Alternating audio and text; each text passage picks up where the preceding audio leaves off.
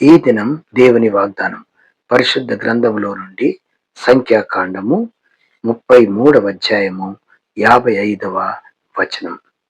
అయితే మీరు మీ ఎదుట నుండి ఆ దేశ నివాసులను వెళ్ళగొట్టని ఎడల మీరు వారిలో ఎవరిని ఉండనిచ్చెదరో వారు మీ కన్నులలో ముండ్లుగాను మీ ప్రక్కలలో శూలములుగాను ఉండి మీరు నివసించు ఆ దేశములో మిమ్మును బాధ పెట్టెదరు.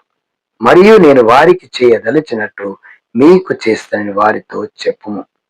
ఈ వాగ్దానాలు దేవుడు ఎందుకొరకు రాయించి పెట్టాడు అంటే దాని మీనింగ్ ఏమిటి అంటే దేవుడు వారి మధ్యలో ఉన్నాడని, నివసిస్తున్నాడని వారికి తెలిసి కూడా తప్పులు చేస్తా ఉన్నారు. తప్పులు చేసినప్పుడు వారు ఏదైతే వద్దన్నాడో, దేవుడు ఏదైతే చెప్పాడో దాన్ని మర్చిపోయి తిరిగి అదే తప్పులు చేస్తున్నప్పుడు దేవుడు మాట్లాడిన ఈ వాగ్దానం. కాబట్టి వారికి మరి ఒకసారి ఈ యొక్క వాక్యాలను దేవుడు వారికి జ్ఞాపకం చేసి వారి ఇంకా మరి యొక్క పాపం చేయకుండా వారిని ఆపటానికి ప్రయత్నము చేస్తున్నాడు. కాబట్టి దేవుడు ఏం చెప్పాడంటే వారు కానానులోనికి వచ్చినప్పుడు, ఐగుప్తు నుంచి కానానులోనికి వచ్చినప్పుడు ఆ దేశ నివాసులు 7 తెగల వారిని వెళ్ళగొట్టి ఆ పాలు తేనెలు ప్రవహించు దేశము ఐగుప్తు నుంచి వచ్చిన ఈ యొక్క ఇశ్రాయేలీయులకు ఇవ్వటం జరిగింది.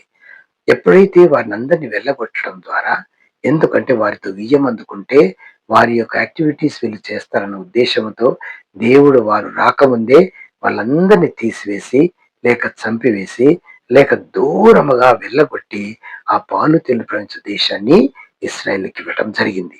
కాబట్టి వారి ఆనవాళ్ళు ఏవి కూడా వారు పూజించినటువంటి విగ్రహాలకు కూడా వీళ్ళు విగ్రహాలకు పూజించకూడదన్న దేవుని ఉద్దేశమును మరిచిపోయారు.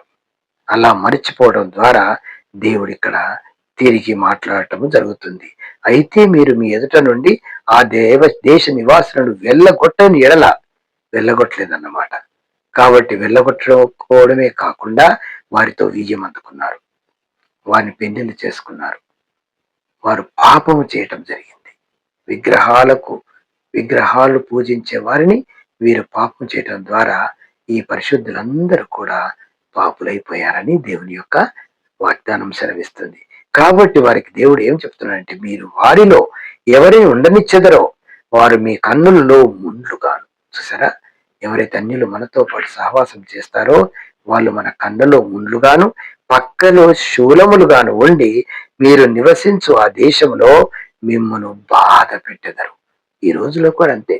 అన్యులను పెళ్లి చేసుకోవటం, మ్యారేజ్ చేసుకున్న తర్వాత వారితో కలిసి ఉండటం, వారి యొక్క యాక్టివిటీస్ ని మనము చేయటం, తర్వాత వాళ్ళతో కలిసి భోజనం చేయటం. అన్యులు అంటేనే వాళ్ళు జెంటైల్స్, అన్యులు అంటేనే వారు విగ్రహాధికులు, దేవుని ఎరగని వారన్నది. అటువంటి వారిలోంచి నేను రక్షించుకున్న తర్వాత తిరిగి అటువంటి వారిని నీవు ఉంచుకుంటున్నావు, నీ ఇండ్లలో కానీ పెళ్లిళ్ళు చేసుకుంటున్నావు అంటే దేవుని మాటను ధిక్కరించడం అన్నమాట. కాబట్టి అటువంటి వారు మీరు ఎవరైతే మీరు పెళ్లి చేసుకున్నట్లయితే వారు ముండ్లుగా ఉంటారు అని చెప్తున్నాడు. శూలములుగాను ఉండి మిమ్మల్ని బాధ పెట్టదని కూడా దేవుడు చెప్తున్నాడు. మళ్ళీ ఇంకా డైరెక్ట్ ఏం చెప్తున్నాడంటే మరియు నేను వారికి చేయదలిచినట్టు, అన్యులకు చేయదలిచినట్టు, మీరేమో నా సొంత ప్రజలు, మీరేమో నా బిడ్డలు, మీరు యెహోవా దేవుని బిడ్డలు అంటున్నాడు. అందులో ఏవైనా యాక్టివిటీస్ వాళ్ళు మీరు చేసినప్పుడు వారికి ఒక వార్నింగ్ ఇస్తున్నాడు.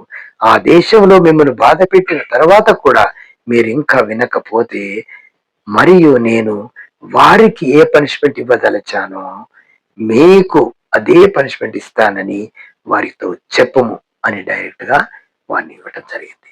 ఈ రోజుల్లో మనం కూడా అటువంటి పనులు మనం చేసినట్లయితే మనకు కూడా అదే వార్నింగ్ ఇస్తున్నాడు. కాబట్టి నా యొక్క సంఘంలో గాని కుటుంబంలో గాని ఇటువంటి వారసత్వం అనేది రాకూడదు, అటువంటి వారిని విజయం అందుకోకూడదు, అటువంటి వారిని ఎంటర్టైన్ చేయకూడదు. ఆ రోజుల్లోనే కాదు, ఈ రోజుల్లో కూడా వారికి దేవుడు ఒక వార్నింగ్ ఏది ఇచ్చాడో అటువంటి వాగ్దానము, అటువంటి వార్నింగ్ దేవుడు మనకు కూడా ఇస్తాడు.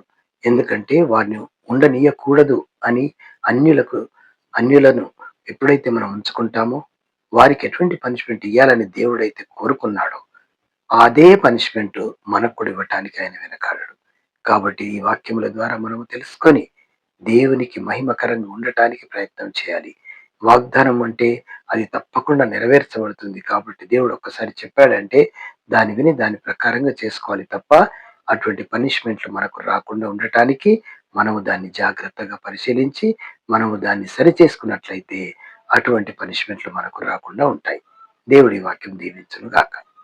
ప్రేమ నమ్మకమైన తండ్రి, చిన్న ప్రార్థనలో పరిశుద్ధాత్మ దేవుడు ఆ వాక్యాన్ని విన్న వారికి వినగలిగిన చెవులు, గ్రహించని మనస్సు వారికి అనుగ్రహించమని, రక్షణ కార్యం జరిగించమని యేసు నామములో ప్రార్థించి వేడుకొనుచున్నాము తండ్రి. ఆమేన్.